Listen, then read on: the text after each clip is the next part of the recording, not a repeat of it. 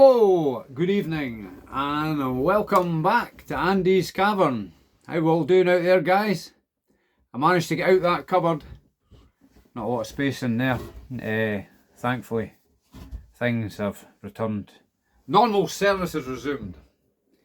I hope you all enjoyed the Halloween special. Not to everybody's taste, but you know what? You can never please everybody all the time, but if you can please some of the people some of the time, you're doing alright, I think. I hope you're all well out there and had a good Halloween. Try to catch up with the boxing from last night, Saturday night. Today is Sunday. I think it's the 2nd today, is it not? Of November. Oh. Unfortunately, I was away last night, so I didn't actually see the boxing live. I've caught up with some of the highlights and some info about it, so I mean that's all I can give you what I've learnt from that.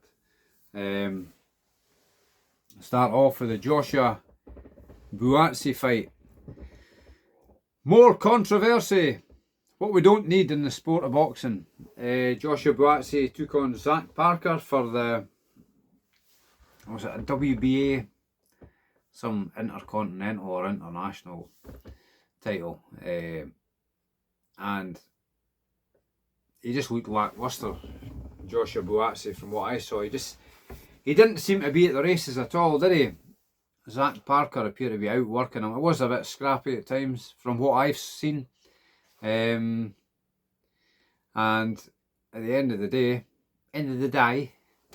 Big Andy will know what I'm talking about. Zach Parker was widely considered to be the winner, but Joshua Buatsi got the majority decision over 10 rounds. So there's a lot of hullabaloo about that, isn't there? So we're fed up all this controversy in boxing. It's only last week.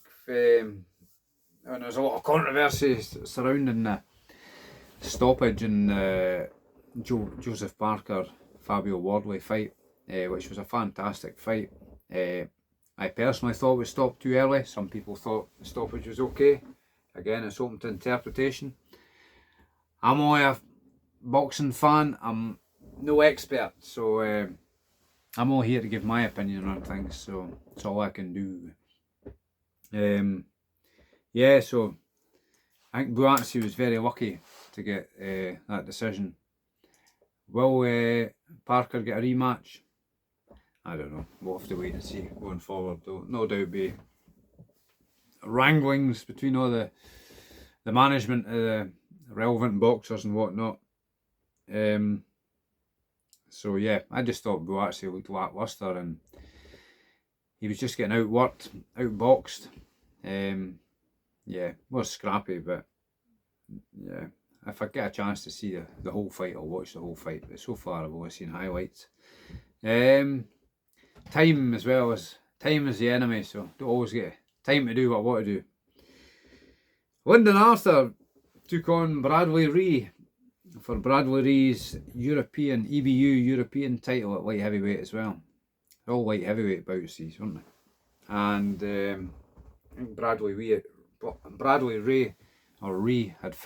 won the vacant belt in his last fight.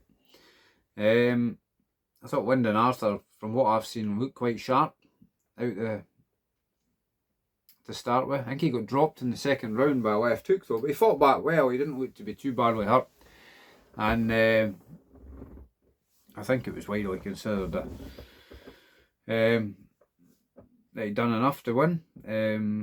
It was a majority decision. Now I think for these fights, I actually put a bet on. I don't know what happened on my bookies app, Willie Hill's app. When I try to put a draw on for each fight, it came up as a doubler or something. You guys that are more familiar with betting than I maybe know what it means, but I've never seen it before.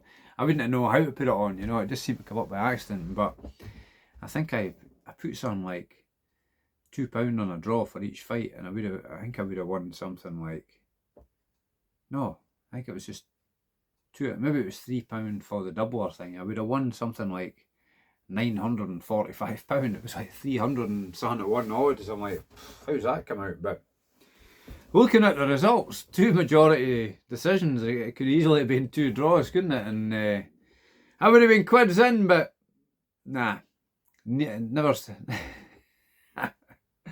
There's nobody got pockets full of money from nearly winning bets, is there? So no, nearly, but it's only a couple of pound, or £3 or whatever it was. So it's not, neither here nor there, is it? Maybe better luck next time. Yeah, so well done, Lyndon Arthur. I mean, I think he was 7 years a senior of Bradley Ray. So I mean, he can come again. Bradley Ray. Arthur's a good enough boxer, isn't he? So well done, Lyndon Arthur. He's always fairly respectful and that. And then there was Liam the Cannonball Cameron. He was fighting Troy Jones. I think I'd actually picked Troy Jones to maybe. It was a close fight. Some people are saying Cameron was lucky to get the nod. That was a unanimous decision for Cameron. But I like Liam Cameron. He comes across well, doesn't he? Seems a nice enough guy. He's had a few ups and downs, hasn't he? So especially the first Ben Whittaker fight. He was unfortunate that night. He should have really got that decision, shouldn't he? Again, I think that was a technical draw that I won money on, but just because you win money and so on doesn't mean you're happy with the decision, does it? So I think Liam Cameron should have won that night. So going forward, I mean, there was talk of putting Joshua Buatsi in with the winner of Benavidez and Anthony Yard, but I'm picking David Benavidez to beat Anthony Yard in that fight. I think it's 3 weeks' time. But from what we saw of Joshua Buatsi last night, there's no way you'd be sticking him in with Benavidez. He's going to have to, despite getting a decision, I think he needs to do a wee bit of a rebuild job. You guys will maybe agree or disagree. Again, I always say you don't have to agree with me. This is only my opinion. I'm not here to tell people what to think. So make your own minds up.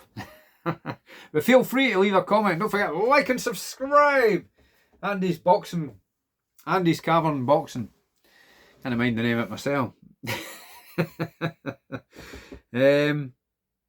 Yeah, so that'll be a big fight, won't it? I'll watch that. I think that's in Riyadh. Pretty sure it is. Correct me in the comments if I'm wrong. So that'll be a good one. Another big shot.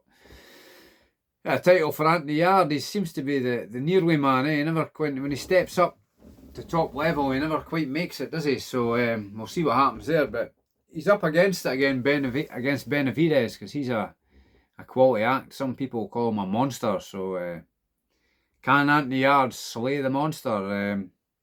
I don't think he can, but it's up to him to prove me wrong, and I'll be happy if he does. So let's wait and see what happens there. In other news, I hear Chisora versus White 3 is off. So we don't know what's happened there. Some people will be happy like that because some people don't want to see either of them fight. But like I've said in the past, Chisora, I don't really want to see him fight anymore. I think he's taken enough punishment and he's given enough to the game. But if he's passing medicals, people are paying him to fight, people are buying tickets to see him fight, who am I to stop him?